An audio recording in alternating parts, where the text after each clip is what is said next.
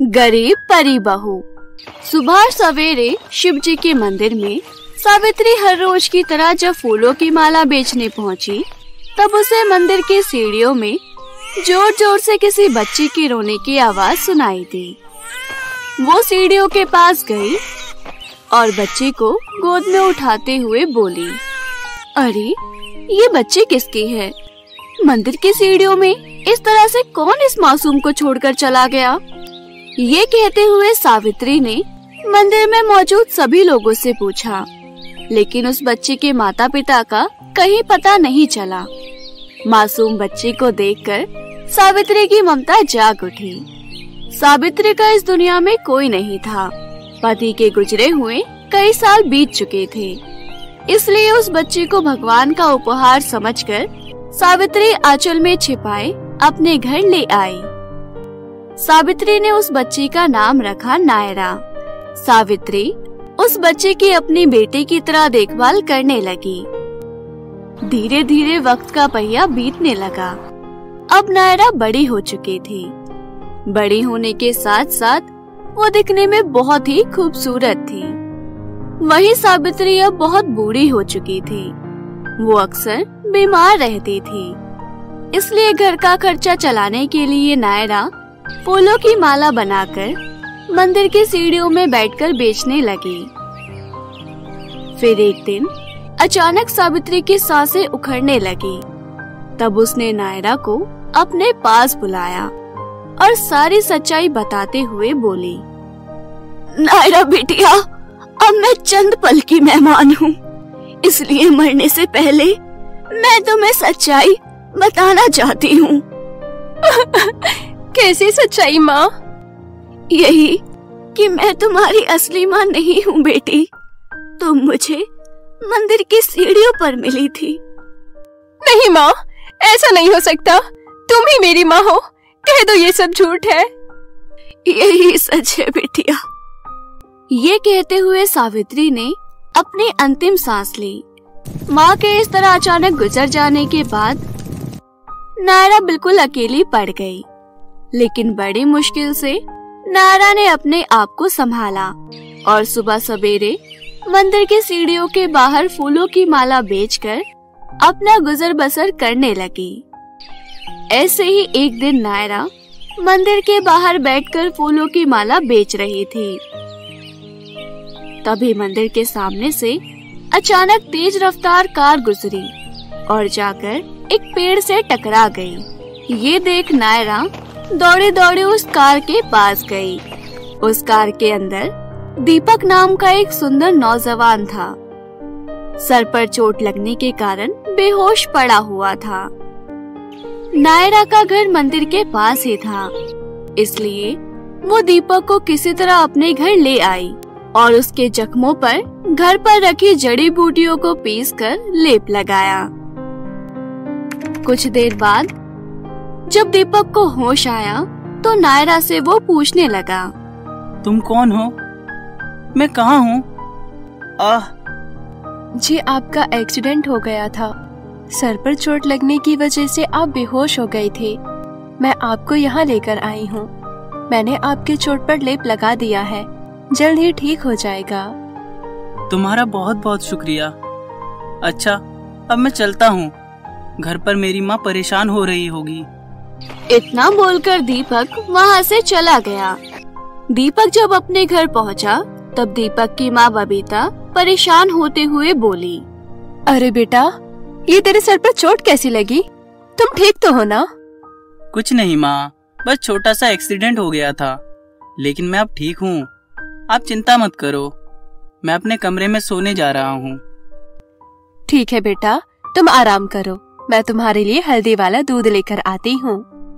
दीपक अपने कमरे में चला गया, लेकिन वो पूरी रात सो नहीं पाया, क्योंकि बार बार उसकी आंखों के सामने बस नायरा ही दिखाई दे रही थी। फिर सुबह होते ही दीपक नायरा से मिलने उसके घर गया। अरे आप यहाँ? अब आपकी तबीयत कैसी है? मैं ठीक हूँ। दरअसल मैं यहाँ आपसे कुछ कहने आया हूँ। मैं आपसे बहुत प्यार करता हूँ और आपसे शादी करना चाहता हूँ। प्लीज मना मत करना। मैं बहुत गरीब हूँ, और फूलों की माला बेचकर जैसे तैसे अपना जीवन बिता रही हूँ। और आप पैसे वाले, क्या आपके घर वाले इस रिश्ते को स्वीकार करेंगे? मेरी माँ मुझसे बहुत प्यार करती है, तुम चिंता मत करो, वो हम दोनों के रिश्ते को स्वीकार कर लेगी। प्लीज अब तो हाँ कर दो।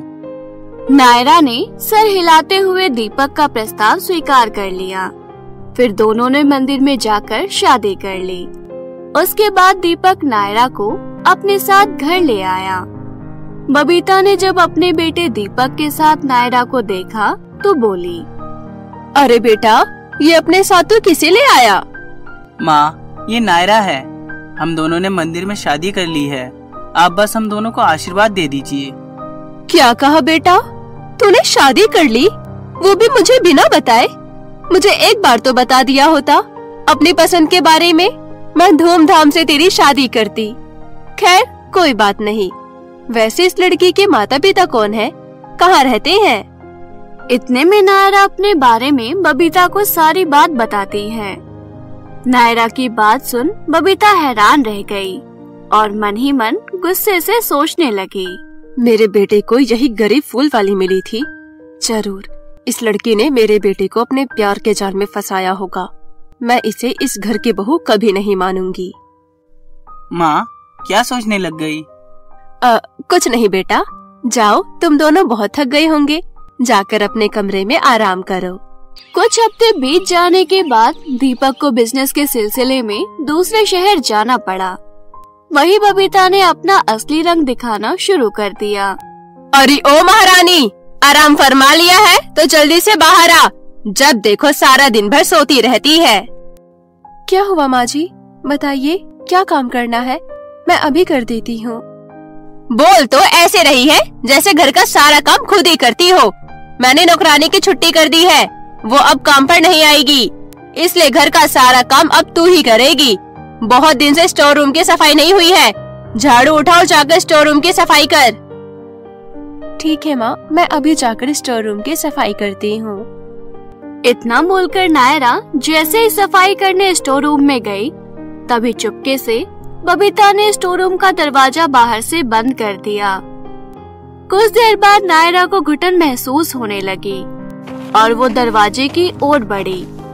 नायरा ने दरवाजा खोलने की बहुत कोशिश की, लेकिन दरवाजा खुला नहीं। अरे ये दरवाजा क्यों नहीं खुल रहा? माँ जी, आप मेरी आवाज सुन रही हैं? अगर आप बाहर हैं तो कृपया करके दरवाजा खोल दीजिए। तभी बाहर खड़ी बबीता गुस्से से बोली, तेरी औकात स्टोर रूम में रहने की है, अब तू हमेशा के लिए यहीं पर रहेगी। इतना कहकर बबीता वहाँ से चली गई। ऐसे ही 2 दिन बीत गए। स्टोर रूम में बेचारी नायरा भूख और प्यास से तड़प रही थी। माँ जी, दरवाजा खोलो, मेरे यहाँ दम घुट रहा है। मैंने आपके साथ ऐसा क्या कर दिया जो आप मुझे इतनी बड़ी सजा दे रही हो?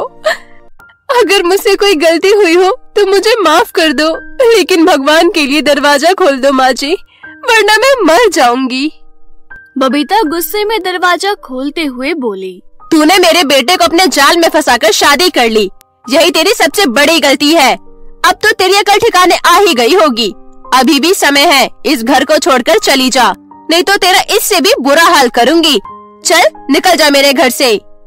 माँ जी, आप ऐसा क्यों बोल रही हैं? मैं आपकी बहू हूँ और आपके बेटे की पत्नी।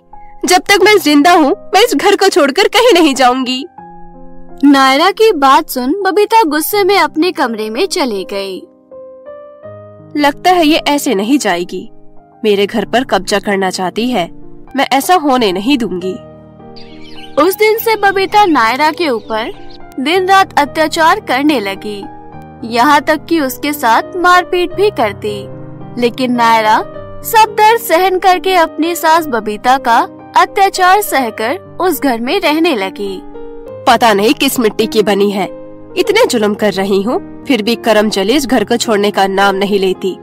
अब मैं क्या करूँ? दीपक के घर लौटने से पहले इसे घर से बाहर निकालना ही होगा, ये ऐसे नहीं जाएगी, मुझे कुछ और सोचना होगा। फिर कुछ सोचते हुए बबीता नायरा को आवाज देते हुए बोली, कहाँ मर गई? आराम फरमा लिया है तो बाहर आ और बाजार जाकर ताजी ताजी हरी सब्जियाँ लेकर आ। पर माँ जी, मैंने थोड़ी देर पहले फ्रिज में देखा था, फ्रिज में बहुत सारी सब्जियाँ रखी हुई है। वो सारी सब्जियाँ बासी और सूख चुकी है। अब तो क्या मुझे बासी सब्जी खिलाएगी? ठीक है माँ जी, मुझे पैसे दे दीजिए, मैं बाजार से सब्जियाँ लेकर आती हूँ। नहीं, मैं तुझे पैसे नहीं दूंगी, मैं तेरे साथ चलूंगी। पता चले तो पैसे लेकर फरार हो जाए। इतना बोलकर बबीता नायरा को लेकर घर से बाहर निकली। थोड़ी दूर चलने के बाद बबीता घाटी की ओर जाने लगी। इतने में नायरा बोल पड़ी। माँ जी, हम तो बाजार जा रहे थे, फिर आप यहाँ कहाँ जा रही हो? यहाँ तो सिर्फ ऊंची ऊंची पहाड़ियाँ हैं। चलो यहाँ से वापस चलते हैं। मेरा घूमने का मन कर रहा था, समझी? अब चुपचाप मेरे साथ चल। मुझे मत सिखा मुझे कहाँ जाना है और कहाँ नहीं। ये कहते हुए बबीता ऊंची पहाड़ी की तरफ बढ़ने लगी। अरे वाह, यहाँ से नजारा कितना अच्छा लग रहा है। अरे तू दूर क्यों खड़ी है? तू भी यहाँ आकर देख, तुझे यहाँ से स्वर्ग दिखाई देगा। अपनी सास बबीता की बात मानकर नायरा भी पहाड़ी से नीचे देखने लगी। तभी मौका पाकर बबीता ने नायरा को पहाड़ी से धक्का दे दिया और इससे पहले कोई उसे देख ले वो भागी भागी घर लौट आई। ऐसे तो वो करमजली मेरे बेटे का पीछा नहीं छोड़ती। अच्छा किया मैंने जो उसे पहाड़ी से धक्का दे दिया, अब हमेशा के लिए उसे पीछा तो छूटा। वहीं दूसरी तरफ नायरा जब पहाड़ियों से नीचे गिर रही थी, तभी अचानक उसके पंख निकल आए और वो उड़ने लगी। ये देख नायरा को बड़ी हैरानी हुई। अरे मैं उड़ कैसे रही हूँ? मुझे कुछ समझ नहीं आ रहा। कुछ देर बाद नायरा उड़ते हुए जैसे ही जमीन पर आई, तभी उसके हाथ में चमचमाती हुई छड़ी आ गई। अरे ये मेरे साथ क्या हो रहा है? पहले ये पंख और अब ये छड़ी। नायरा ये कह रही थी कि तभी अचानक उसके सामने एक परी प्रकट हुई और बोली, नायरा, मैं परीलोक की रानी परी आलिशा हूँ और तुम मेरी बेटी हो। अब क्या कह रही हो? मुझे कुछ समझ नहीं आ रहा। मैं परी कैसे हो सकती हूँ? मैं तुम्हें सारी बात बताती हूँ। आज से 20 वर्ष पहले सभी परियां हंसी खुशी रह रही थी, लेकिन एक दिन अचानक पाताल लोक में रहने वाले चुड़ैलों ने हम पर हमला कर दिया। कुछ परियां मारी गईं और कुछ परियों को चुड़ैलों ने धोखे से पिंजरे में कैद कर दिया। उस वक्त मुझे कुछ समझ नहीं आ रहा था, इसलिए तुम्हारी जान बचाने के लिए मैं तुम्हें पृथ्वीलोक छोड़ गई थी। लेकिन नायरा बेटी, अब परीलोक में सब कुछ ठीक हो गया है और तुम 20 वर्ष की भी हो चुकी हो, इसलिए तुम्हें तुम्हारी जादुई शक्तियाँ मिल चुकी हैं। मैं तुम्हें लेने आई हूँ। आओ बेटी, परीलोक तुम्हारा इंतजार कर रहा है। नहीं रानी माँ, मेरी शादी हो चुकी है। मैं अपना जीवन अपने पति के साथ बिताना चाहती हूँ, इसलिए मैं आपके साथ परीलोक वापस नहीं जा सकती। मुझे माफ कर दीजिए। ठीक है बेटी, जैसी तुम्हारी इच्छा। अगर तुम यहाँ रहना चाहती हो तो हम तुम्हें रोकेंगे नहीं, लेकिन एक बार तुम हमारे साथ परीलोक चलो। परीलोक के सभी परियां तुम्हें एक बार देखना चाहती हैं। ठीक है रानी माँ, चलिए। इतना बोलकर नायरा रानी परी के साथ परीलोक चली गई। सभी परियां नायरा को देखकर बहुत खुश हुई। नायरा भी सभी परियों के साथ घुल मिल गई। ऐसे ही कुछ दिन बीत गए। नायरा को अपने ससुराल की याद आने लगी। फिर वो रानी माँ से आज्ञा लेते हुए बोली, रानी माँ, अब मुझे चलना चाहिए, बहुत दिन हो गए। ठीक है नायरा बेटी, अपना ध्यान रखना। नायरा रानी परी और बाकी परियों से विदा लेकर पृथ्वीलोक वापस चली गई। फिर नायरा जैसे ही अपने ससुराल पहुंची तो उसे पता चला कि वहाँ अब कोई नहीं रहता। नायरा ने आस पड़ोस में बहुत पूछताछ की, लेकिन उसे अपने सास बबीता और अपने पति दीपक का कहीं कुछ पता नहीं चला। थक हार कर नायरा एक बाजार से गुजर रही थी कि तभी उसकी नजर सड़क किनारे एक फटे पुराने कपड़ों में खड़ी औरत पर गई, जिसे देखकर नायरा चौंक गई, क्योंकि वो कोई और नहीं बल्कि उसकी सास बबीता थी। अरे माँ जी, आप ऐसी हालत में? और दीपक जी कहाँ है? नायरा, तुम जिंदा हो? मुझे बहुत खुशी हो रही है तुम्हें देखकर। चलो मेरे साथ, दीपक बेटा तुम्हें देखकर बहुत खुश होगा। ये कहते बबीता नायरा को अपने साथ टूटे फूटे झोपड़े की ओर ले गई। वहाँ पहुंचकर नायरा ने जब दीपक को देखा तो वो चौंक गई, क्योंकि दीपक का एक पैर टूट चुका था। माँ जी, ये सब क्या हो गया? आप लोगों की इतनी बुरी हालत कैसे हो गई? बहू, ये सब मेरे कर्मों का ही फल है, जिसकी सजा मुझे मिल रही है। दीपक का बिजनेस में बहुत बड़ा नुकसान हो गया और जब शहर से वापस घर लौट रहा था तो रास्ते में उसका एक्सीडेंट हो गया, जिसकी वजह से उसकी ऐसी हालत हो गई। अब मेरा बेटा चल फिर भी नहीं सकता। मेरे कर्मों का फल मेरे बेटे को भी भुगतना पड़ रहा है। और बहू, मैंने तुम्हारे साथ कितना गलत किया। मैं तो तुमसे माफी मांगने के लायक भी नहीं हूँ, फिर भी मैं हाथ जोड़कर तुमसे माफी मांगती हूँ। मुझे माफ कर दो। नहीं माँ जी, मेरे सामने हाथ मत जोड़िए। आप मेरी माँ समान हैं। आपको अपनी गलती का एहसास हो गया। मुझे आपसे कोई शिकायत नहीं है। आप चिंता मत कीजिए, मैं सब कुछ ठीक कर दूंगी। इतना बोलकर नायरा ने अपनी जादुई छड़ी से दीपक का पैर ठीक कर दिया, साथ ही टूटी फूटी झोपड़ी को एक सुंदर घर में बदल दिया। बबीता ये देखकर चौंक गई और बोली, अरे बहू, ये सब तुमने कैसे किया? माँ जी, क्योंकि मैं एक परी हूँ, मैंने अपनी जादुई शक्तियों से सब कुछ ठीक कर दिया। इस तरह सब कुछ ठीक हो गया।